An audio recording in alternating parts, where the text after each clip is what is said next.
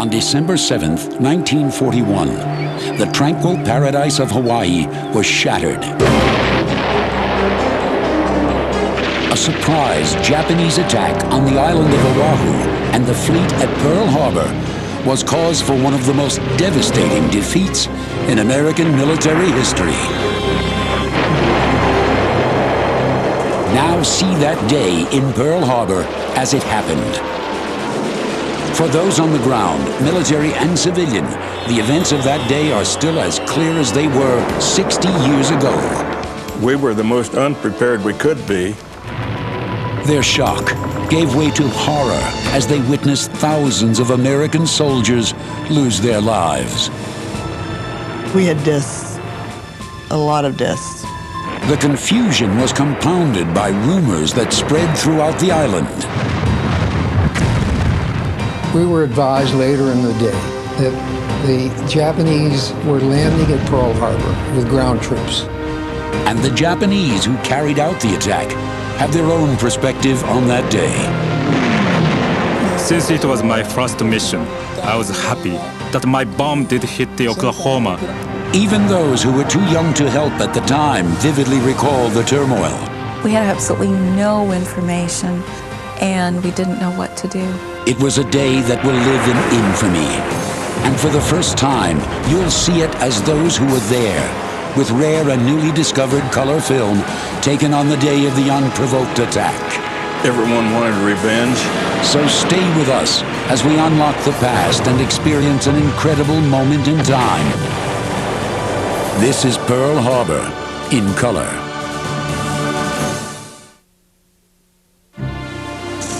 "5 a.m. Sunday, December 7th, 1941.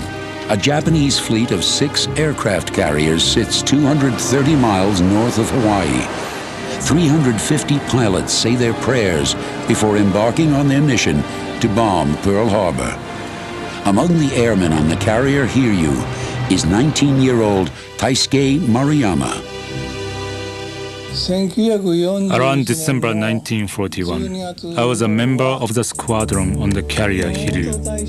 I was a second-ranked pilot then, but I didn't have a clear idea of what was going to happen in the future.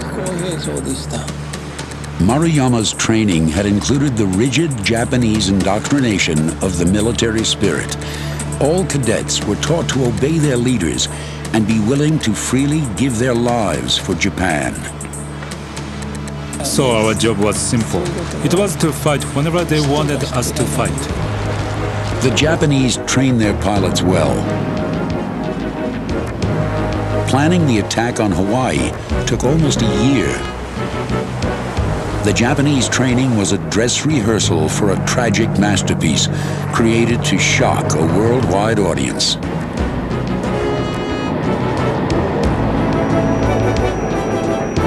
Our goal is to sink the aircraft carriers, but if they aren't there, I'm going to sink a battleship. From the very start, the Japanese had the advantage. Their island nation was home of the geographical twin sister of Pearl Harbor, Kameoke Bay. At Kamoike Base in Kagashima, I did a lot of bombing training in a Type 97 bomber. Kagashima Bay has a structure that is very similar to Pearl Harbor. So I got a lot of training going from Kagashima Bay to Sakura Island, flying low and then attacking. From the United States' point of view, Pearl Harbor's geographical structure made it a perfect base for their Pacific Fleet. The narrow entrance and shallow waters of the harbor made it nearly impenetrable. Ford Island, on which the naval station is based and the American ships are anchored, is well protected. To the leaders of the American Navy, a full-scale attack by an enemy naval force was impossible. 5:15 a.m. The pilots are given their final orders. Chief of the Navy, Admiral Isoroku Yamamoto, tells them that they are now responsible for the glory of the empire. The Japanese armada is now 220 miles north of Hawaii, safely out of range of American radar detection. This is one more advantage for the Japanese, an advantage provided to them 20 years earlier during World War I, when Americans actually trained the Japanese in Hawaii as allies against the Germans. 5:30 a.m., the first wave of airmen prepares for takeoff in their fighter planes and torpedo bombers. This assemblage comprises a strike force of over 180 aircraft.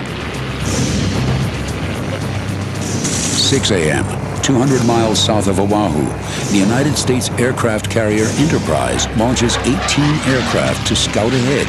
Their plan, to land at Ford Island in the center of Pearl Harbor. The estimated time of arrival, 8 o'clock. 6:10 a.m., 183 Japanese fighters, dive bombers, and high-altitude bombers are launched from carriers with split-second timing. All planes are in the air within 15 minutes. As is customary, the carrier's crew bids farewell to those who are about to serve their country. Their plan is to attack in 3 waves. The first would assault all military installations across the entire island of Oahu. The second would zero in on more specific targets. The third would take out fuel storage tanks, dry docks, and repair facilities. As morning breaks in Honolulu, overnight clouds disappear. It's another beautiful day in paradise, and work as usual for Henry Thettinger. My father was a painting contractor, and we had a job right outside the main gate of Pearl Harbor called the Makalapa Housing Project. So December 7th, some new pickup trucks came in over the weekend, so my father asked me if I'd go out and stencil the job numbers on side of the doors of the pickup trucks, and I said yes, I would. We lived maybe about a 25-minute drive down to Pearl from Waikiki, and it was a regular Sunday morning, and hardly any traffic on the road whatsoever. 7:02 a.m. While Henry drives to the harbor, 2 Army privates at a radar station on the North Shore pick up what appears to be a flight of unidentified aircraft 132 miles north of Oahu. They report the information to Fort Shafter, but the only person there is a new lieutenant who had just started training 4 days earlier.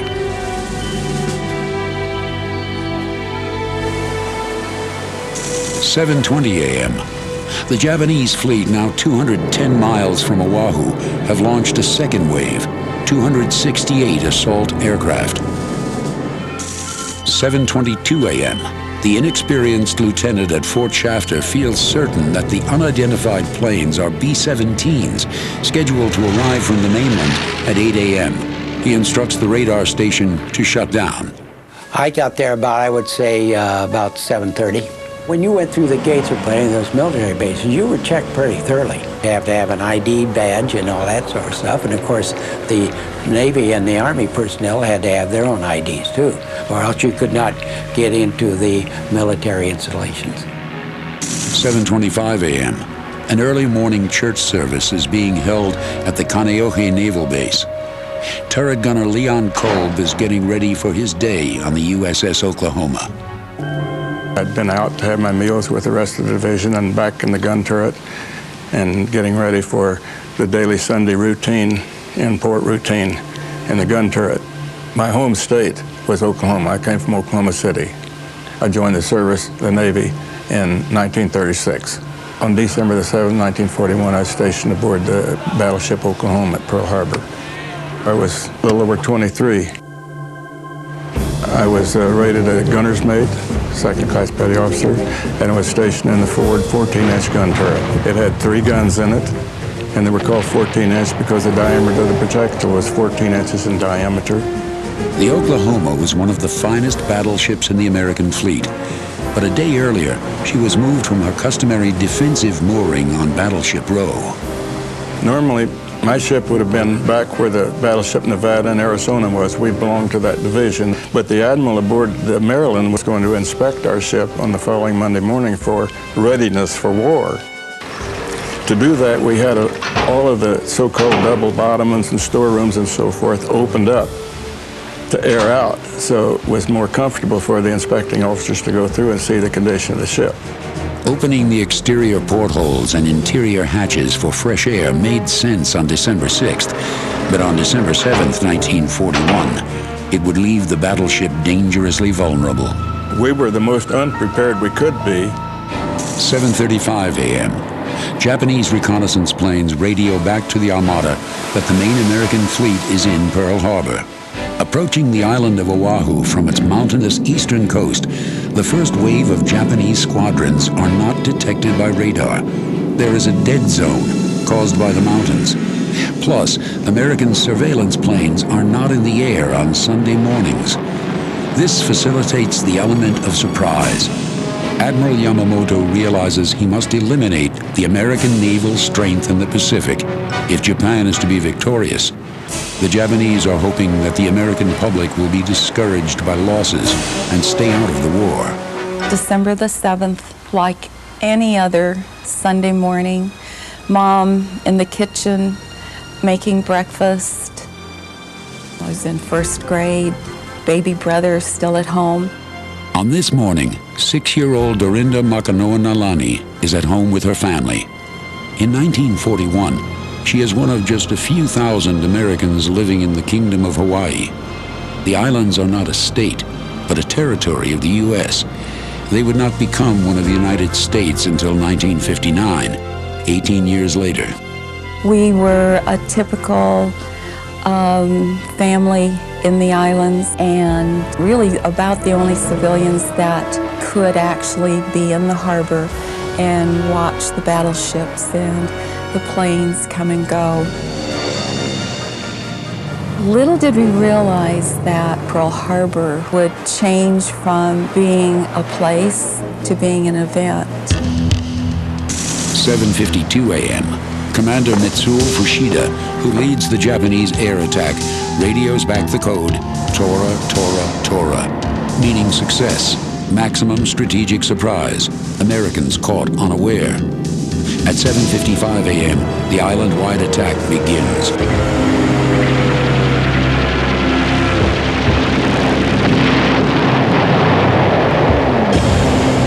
The first wave of Japanese forces attack at points all around the island of Oahu, not just Pearl Harbor.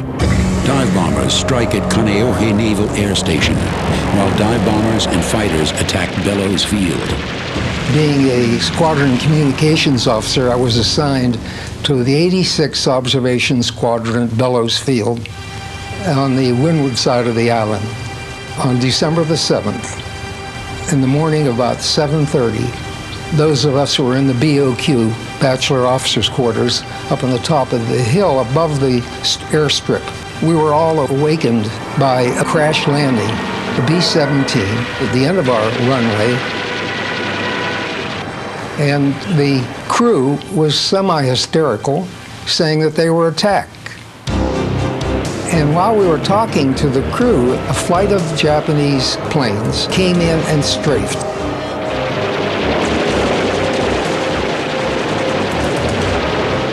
They were so low, you could see the faces of the pilots. During that attack, every man for himself. We scattered. I remember I jumped under the shack of the operation shed.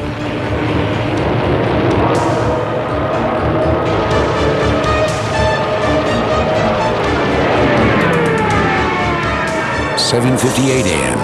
Horizontal bombers arrive at Pearl Harbor. No one even suspects they're Japanese. Before the war started, our own aircraft used to make mock raids and their maneuvers on Pearl Harbor. They'd fly over and they'd start to dive down and make their maneuvers, torpedo planes or dive bombers, whatever they were at that time. And so we kind of got used to that because the fact they were making probably the maneuvers maybe every 2 or 3 times a month. And I heard the airplanes, and I saw them start to dive, so I went back to work, and then all of a sudden, all hell broke loose.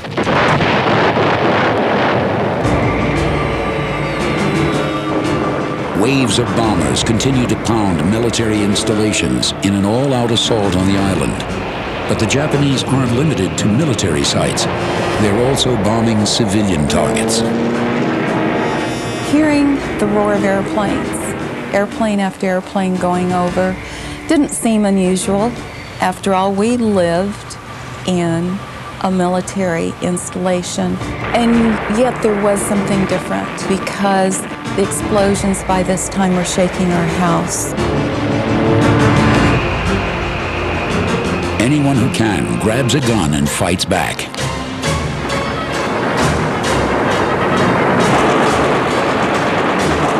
There is massive confusion as Americans try to grasp what is happening.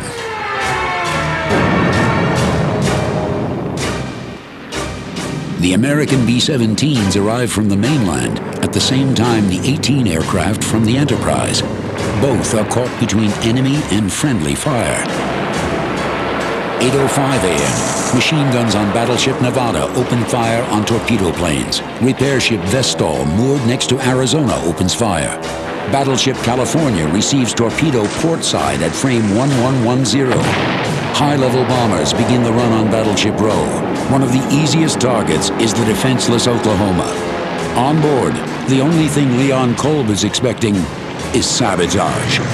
When the first torpedoes hit my ship on December the 7th, I thought, that's what's happened. After the second or third explosion, the officer of the deck came on our communication system and said, all hands man your battle stations. The enemy's attacking. And it went through my mind, who's the enemy? Is there a couple of German pocket battleships firing in on us? Amidst the frenzy, American soldiers are still unsure who exactly is attacking them. The war in Europe was commanding the most attention. To many Americans, Adolf Hitler and the Third Reich was the biggest threat. We were all thought that Hitler was our #1 problem, and never dreamt that Japan was negotiating with Hitler at the time. But who was attacking Pearl Harbor? Was it Japanese? Was it Germans? One of the fellows said, the whole enemy fleet's right off of Diamond Head. I had to go outside and look for myself because I counted 5 and 6 more explosions, and I thought, what's hitting us? We did not realize it was Japanese airplanes until I saw what they called a meatball, their insignia. So I stood out there for a while and watched the raid.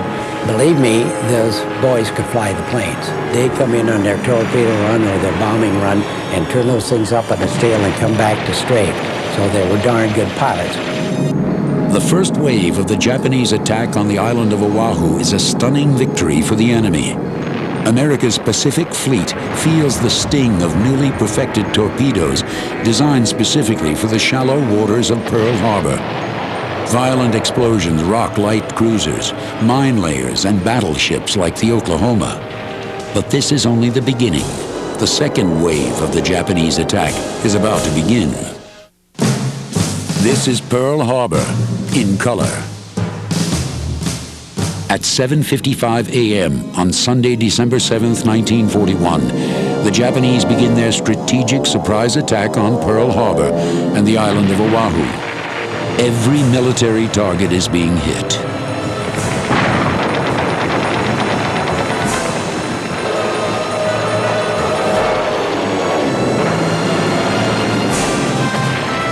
In defense, Americans put up whatever resistance possible, but it is no match for the onslaught. 8:08 a.m. Local radio station KGMB interrupts music to call all military personnel to duty. High-level Japanese bombers are unleashing armor-piercing delayed-action bombs from 10,000 feet. One scores a direct hit on the battleship Arizona.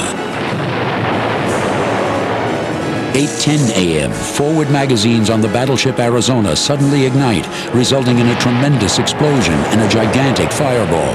The mighty warship sinks in less than 9 minutes. I looked up and I saw the high-altitude bombers come along.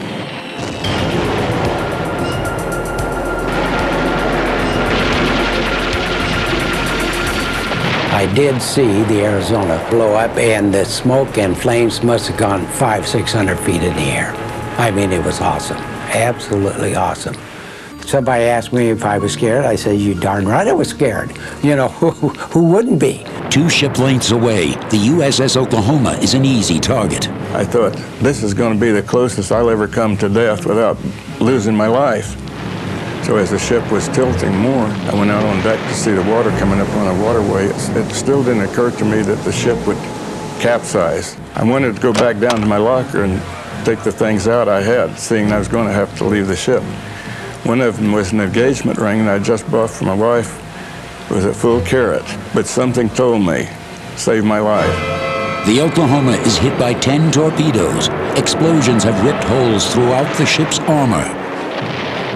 And because portholes and watertight hatches had been left open overnight, seawater is surging into the ship. There's no portholes in there so you can look out and see what's going on, but you sense that the ship's going way out of balance. By that time, others had started going over the side, so I assumed they'd heard the word to abandon ship. And I was one of the first 2 or 3 to swim to an officer's boat. Dive bombers come over. I actually followed the plane in until it dropped the bomb on the Pennsylvania, which is in the dry dock. 8:14 a.m. The Oklahoma has capsized. Turret gunner Leon Kolb has barely escaped with his life. But hundreds of men trapped inside the Oklahoma's hull can be heard pounding against the steel. High above the blazing wreckage, 19-year-old Japanese airman Taisuke Maruyama witnesses the destruction of the bomb he dropped. The bomb my plane dropped hit the battleship Oklahoma. Since it was my first mission, I was happy that my bomb did hit the Oklahoma and we won the battle. Desperate attempts to free the men trapped inside the overturned Oklahoma will continue on into the night. 8:15 a.m., KGMB interrupts regular programming for a second call, ordering all military personnel to report for duty, including doctors and nurses. I was stationed at Tripler General Hospital. I was assigned to the maternity ward, and of course we had a lot of enlisted men with their families there. Coming from Pennsylvania, of course, I hadn't seen all this tropical paradise like that was. The amount of military that was there was really overwhelming. But, you know, we were completely removed from any thought of any war. I don't think most of us even realized there was a crisis there. Saturday night on December the 6th, I was at Hickam Field Officers Club, and they had a Saturday night dance there. On Sundays, we worked half days. I was in bed, sound asleep. 2 of our night nurses tried to get us all awake, and we thought they were joking. We thought, oh, this is, come on now, this is, you're kidding. Can't be.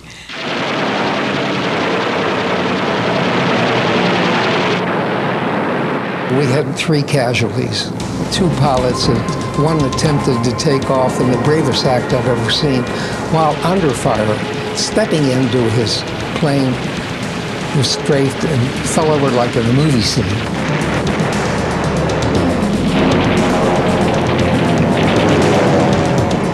And another pilot did get his plane into the air, but he never got beyond the shoreline. He was shot down.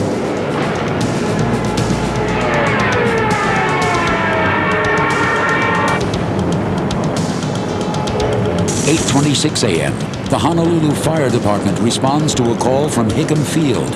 Of the brave unarmed men who are trying to save lives, 3 firemen are killed and 6 are wounded. We didn't have guns up to that time. They opened the armament shack, and there was no loose ammunition for the rifles. So we took bandoliers of machine gun shells and draped them around our body like, I think we looked like Pancho Villa at the time. 8:50 a.m., the second wave of Japanese aircraft come in from the north. Their plan of attack is to once again strike military bases all across the island with fighters, horizontal bombers, and dive bombers. 3 of us were ascending the stairs from our barracks up to the hospital, which was up on a knoll. We could look over to the left and see Pearl Harbor and tremendous explosions, and a plane came flying very, very low over us. And it was a Japanese pilot, and he looked out and he smiled to us and he waved to us. And we all 3 waved back, stood there and waved back. 8:54 a.m., the second attack run begins. 78 dive bombers hit ships in Pearl Harbor. 54 high-level bombers hit naval air stations. 36 fighters circle over the harbor to maintain air control. When we arrived on duty, they were bringing them in. The ambulances were lined up outside with patients from all over, you know. Some of them were a few civilians that they'd picked up off the streets, but most of them were Hickam Field. I was assigned to 3 beds, And my first 3 patients that came in expired without being able to do anything for them. The first wave of the Japanese attack caused immediate confusion. But now, the second wave creates total chaos. Americans fire at anything in the sky. Tragically, some of the planes shot down were the unarmed United States B-17s from the mainland and the planes sent by the U.S. carriers. We had deaths, a lot of deaths. Went way beyond our normal capacity. Time the attack from 7:55, I probably stayed there maybe hour and 15 minutes. Then I got in the car and drove back to Waikiki Beach.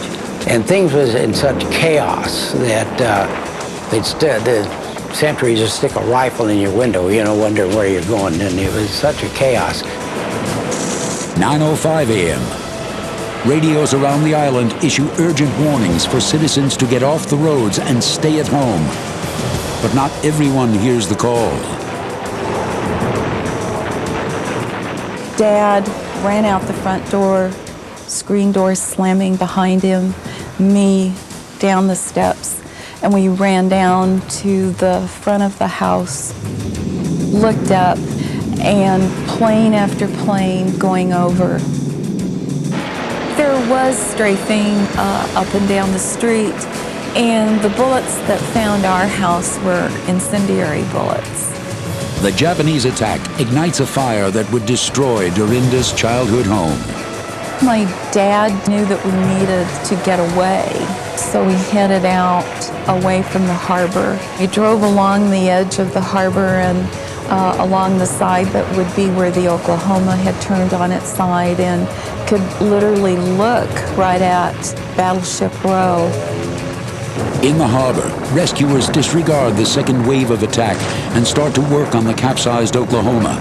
Their plan is to cut through the hull, which is solid steel and 2 feet thick. We turned back around thinking that maybe we should try to get back to our house when the military police stopped us and wouldn't let anybody get back. And so we went and hid up in the sugarcane fields. We thought we would probably need to hide up in there in case there would be an invasion. We were perched up above the harbor in the hills, and so you could see the smoke and the flames and hear the explosions. We had absolutely no information, and we didn't know what to do. The Japanese plan is working to perfection. Every attack not only meets but exceeds their expectations. Military installations across the entire island of Oahu are in flames. Civilians are running for their lives, and American military personnel can only react. There is no organized plan of action. There was a lot of confusion. The emergency rooms were filled to capacity. Everybody worked to their best ability, I'm sure. Lots of burns, severe burn cases. I remember trying to insert an intravenous needle in the arm of one of my patients, and as I wiped the alcohol sponge down over his vein area, the entire layer of skin came right off in one big piece. He was so badly burned. A lot of the patients were out on the lanais in beds, just bunks that were set up for them. 10 a.m. The first wave of Japanese aircraft returned to their carriers, which are now just 190 miles off the coast of Oahu. Only 29 planes are lost. A stunning victory. Everyone felt that they definitely would be coming back because our defenses were so completely down. 11:46 a.m. Reports come in that Japanese troops are landing on the island of Oahu. We'd been speculating during the day, will they come in with parachute troops and take over? It looks like they very well could, because we had several fuel oil storage tanks for the ships. So that looked like they had intentions on coming back. We lived in fear of an invasion. We were told over and over and over that the Japanese were coming back. Hawaii's population is now living in fear of a Japanese invasion. The Japanese army is known for its ruthless cruelty in occupied nations. Now, just 4 hours into the attack, the island is on fire. The skies are filled with suffocating black smoke. Communication is cut off from the mainland with absolutely no hope of help. The people of Hawaii are certain that there will be a Japanese invasion. The only question is, when? On the morning of December 7th, 1941, Japanese forces launched a surprise attack on the island of Oahu. The attack struck every military installation on the island and the majority of the American Pacific Fleet in Pearl Harbor. A Japanese high-altitude bomber scored a direct hit on the Arizona, killing 1,177 men. Over 10 torpedoes struck the Oklahoma, capsizing her in the harbor, trapping over 400 men inside. Following orders on board the Oklahoma, gunners made Leon Kolb abandon ship, but he is driven to fight back. Everyone wanted revenge. I figured if we could get over to Ford Island, that's where all the planes were, what planes were in. We might have a chance to salvage some machine guns and shoot back if this thing keeps going on. Finally getting onto Ford Island, there was no guns left. It strafed and bombed and set afire the patrol planes. It was still down, and the carrier planes hadn't got in yet. That probably saved some more of us from getting killed. 12:10 p.m. Americans managed to get a few planes airborne and fly north in search of the Japanese aircraft carriers. Back on the island, people are in a state of shock. We never dreamed that they'd hit our strongest base where the most of our fleet was. I don't think that the officers in charge ever thought that the Japanese would take a chance with their fleet to come in that close. Following the attack, the people of Oahu wait and worry.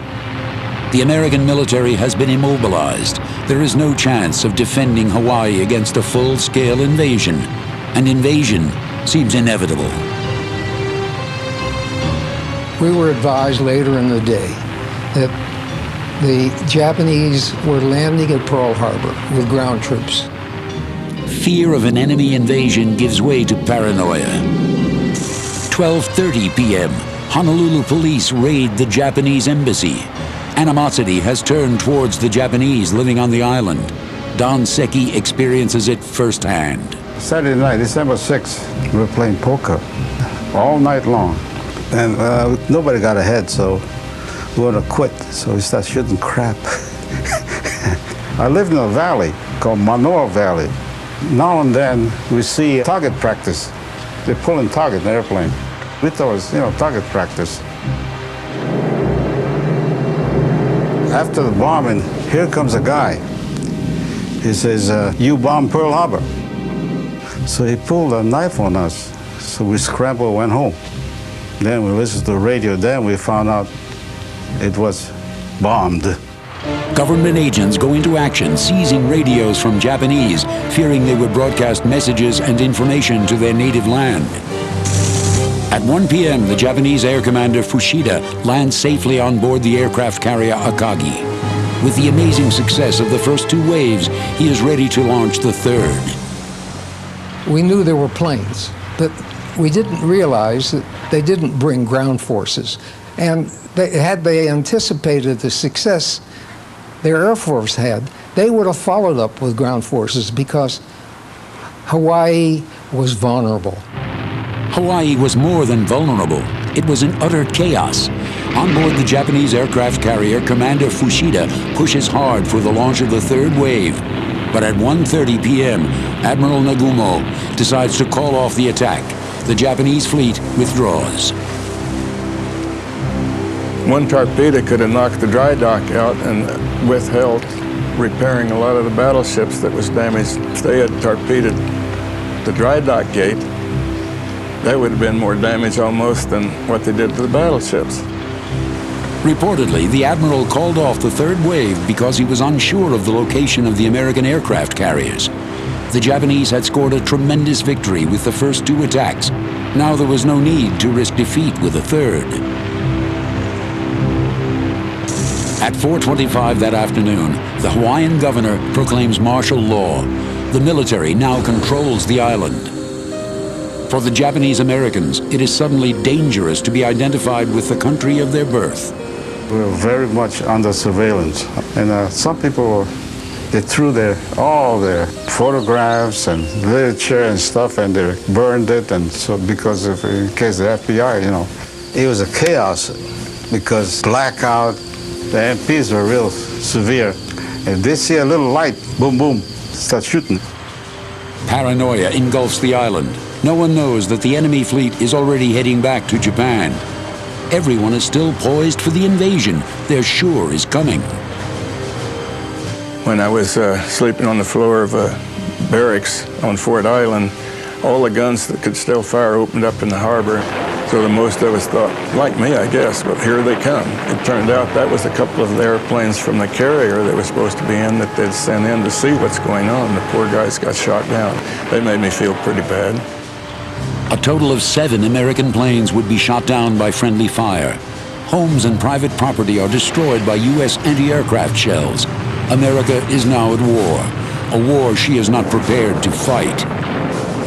And for Stephen Weiner, it would mean coming face to face with the enemy. At about 10 o'clock at night, we're sitting talking and we see 2 figures approaching us from the shoreline. One was a National Guard corporal, and he was leading an Oriental. And the Oriental was nude with the exception of a loincloth. And so he turned him over to us. So we took him to the operation shack. He had been in the water for many hours. His skin was all wrinkled. And we put a blanket around him. And we gave him a hard-boiled egg and a shot of booze. And then we started to interrogate him, holding the .45 at his temple. Through the night, Second Lieutenant Steve Weiner will interrogate the first Japanese prisoner of war. Information about the impending invasion will have to be forced out of him if Hawaii is going to prepare for the onslaught to come. This is Pearl Harbor, in color. The night following the Japanese attack, Hawaii is on edge. U.S. bombers from the mainland are mistakenly shot down, and Oahu has erupted in chaos. Meanwhile, Steve Weiner continues interrogating the first Japanese prisoner of war, with little luck. He was a defiant little guy. We didn't seem to have him buffaloed at all. I would say after maybe 2 hours. He said, paper, pencil. So we gave him a manila envelope that was on the desk and a pencil. And he wrote, I am Japanese naval officer. He wrote this in English. My ship catch and coral. I jump into water, swim to this airplane land. Kill me in honorable way. No tell about ships. And he signed his name. Now, we kept him, I think, until about 5 or 6 in the morning, where G2 from Fort Shafter sent over for him. We gave him the document that he had signed and turned the supposed prisoner over to them. Then on the morning of December 8th, Lieutenant Weiner makes an unusual discovery. We saw a coning tower sticking out on the surf. It was only about a half a mile out, not even that far. We rigged up a tow, we got a Jeep, and we pulled the sub in. There were 5 midget subs involved in a special operation, and they each had an objective. Sakamaki was to sink the Pennsylvania.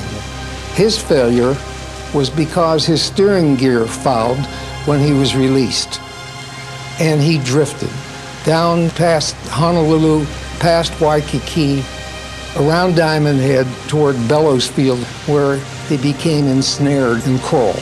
He and his enlisted men attempted to swim in at night, and the body of his enlisted man washed in the next morning. 11 a.m., Monday, December 8th. Wreckage litters runways on airstrips around the island. Pearl Harbor is smoldering. While casualties mount from the attack, rescue workers continue fighting to save the 461 men still trapped inside the overturned hull of the Oklahoma. I could still see the bottom of my ship that was left up out of the water and wondering how many was still down in there. I heard that they cut holes in and brought some of them out. I didn't know who or how many. And the Arizona was still burning for several days.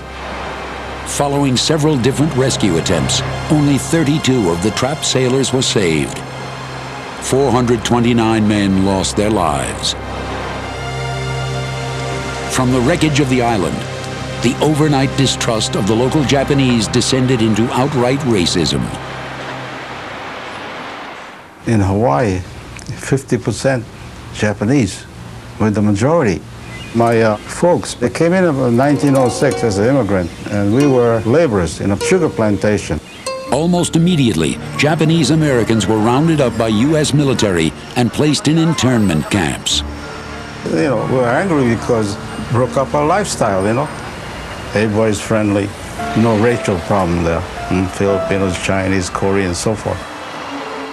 There were about 800 persons went to the camp, internment camp from Hawaii.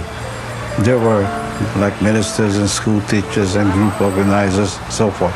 Everything gone to hell, you know. They lost everything, big money. As the Japanese on the island were sent to internment camps, new hardships for the rest of the islanders were just beginning. Almost immediately was Hawaii went under martial law. There's such huge changes. Bomb shelters had to be constructed everywhere. Sandbags in front of lots of our downtown office buildings. Plate glass windows were all taped. They did trenches at a lot of schools that you could just jump into. We used to practice if there would be a bombing, where you would go, where the shelters all were.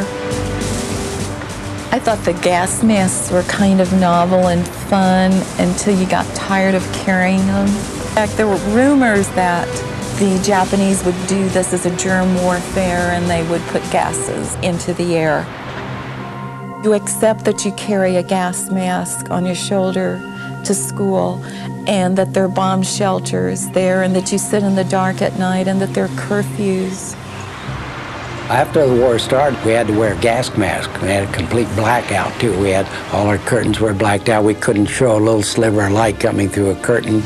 Our headlights on our cars were blacked out with a little slit, which is white, with a little shield over it. We had alerts, too. You know, sirens go off. We'd have to run out, put our gas mask on and all that sort of stuff. Food started to be in short supply, so you'd have to kind of scrounge around and go from store to store to get food. You live in the middle of the Pacific Ocean, isolated by all those miles and miles of ocean. You rely on ships to bring you everything. And now these are enemy waters, and they're going to be bringing troops. They aren't going to be thinking about bringing supplies. The part I remember the most is doing without toilet paper. You know, taking newspaper and then trying to rub it and rub it and rub it to see if you could get it soft enough. We couldn't go back to our homes because the area had to be cleared of shells that hadn't gone off. That is what your reality is, so you know nothing else. Following the attack on Pearl Harbor and the entire island of Oahu, Americans are not demoralized. They accept the situation that was forced upon them. It was now time for war. Their enemy, the Japanese. And now, a gargantuan sense of defiance lifts their desires for one united goal: payback for the surprise attack. On the morning of December 7th, 1941, American forces in Hawaii were critically unprepared for an enemy assault. In fact, commanders were mainly concerned with sabotage. Before the Japanese attack, fighters and bombers at airfields around Oahu were taken out of defensive positions and lined up out in the open, wingtip to wingtip, a difficult target for subversives, but easy prey for enemy planes. A battleship was moved from its strategic position to make it more accessible for inspection. Radar was a relatively new device. Many of the young officers were still training on the equipment, and the high volcanic mountains all around the island provided dead spots, areas where radar did not work. The Japanese military spent over a year planning their attack on Pearl Harbor. They knew exactly where the American airfields were and how many planes were there. They knew the location of the battleships, cruisers, and destroyers. And they also knew how the United States military operated, because the United States military trained the Japanese. The Japanese attack was unprovoked and undeclared, and at first, devastating.